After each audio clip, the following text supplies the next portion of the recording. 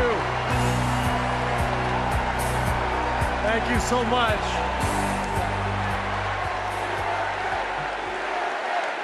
Thank you. It is so fun to be back here in the United Center. And as you guys know, a lot of good stuff has happened in this building, especially in the 90s. You young people, Google Michael Jordan and you can read all about it, okay? So there was an amazing vibe in this building back in those days, and I feel that same winning spirit here tonight. So the last time I was in a packed basketball arena was in Paris, France. 9 days ago, some of the best players on earth, 12 incredible American men, came together to win Olympic gold. And the next night, I was back in that same building watching 12 more of the best players on earth. Our incredible American women do the same thing. And I cannot think of a better metaphor for what this country is all about than the way Team USA came together at the Olympics.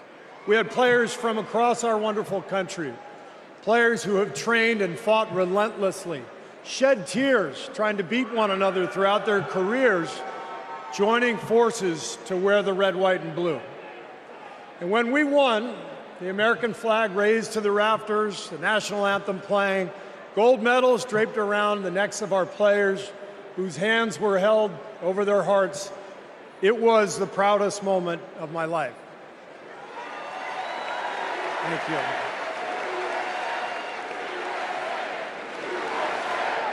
Thank you. Now, I could never have imagined that a few days later I would receive an invitation to step into a different kind of arena. And so here I am. I know very well that speaking out about politics these days comes with risks. I can see the shut up and whistle tweets being fired off as we speak. But I also knew as soon as I was asked that it was too important as an American citizen not to speak up in an election of this magnitude.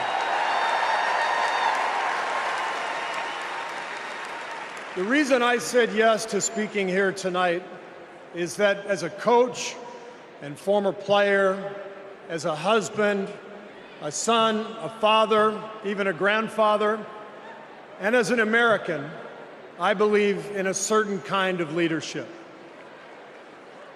I believe that leaders must display dignity.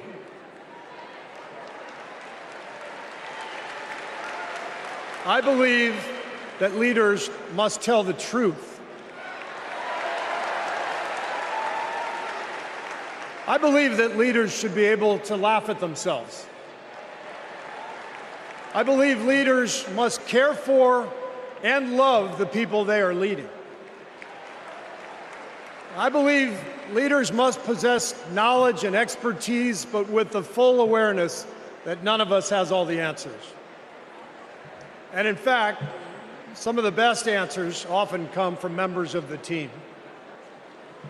And if you look for those qualities in your friends or your boss or an employee or your child's teacher or your mayor, then shouldn't you want those same qualities in your president?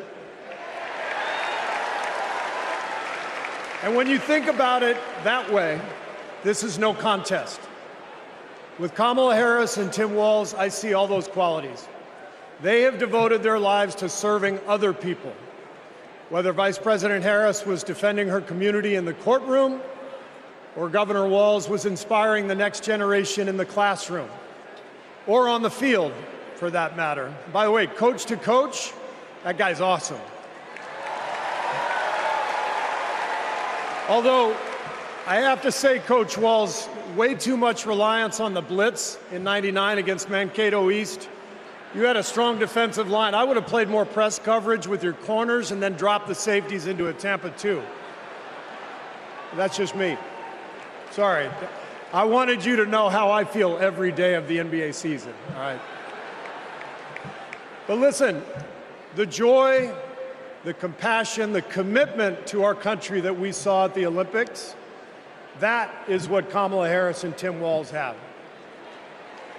And it is what our country needs.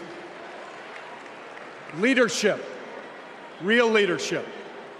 Not the kind that seeks to divide us, but the kind that recognizes and celebrates our common purpose.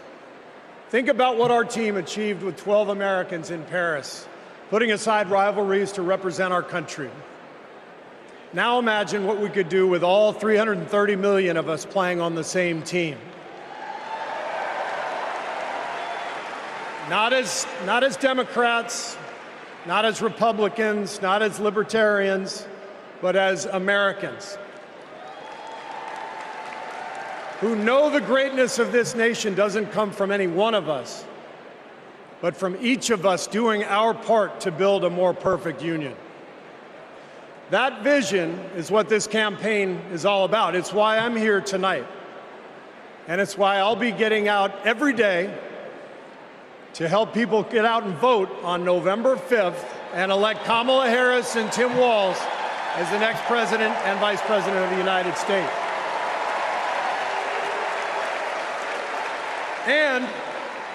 And after the results are tallied that night, we can, in the words of the great Steph Curry, we can tell Donald Trump, night, night.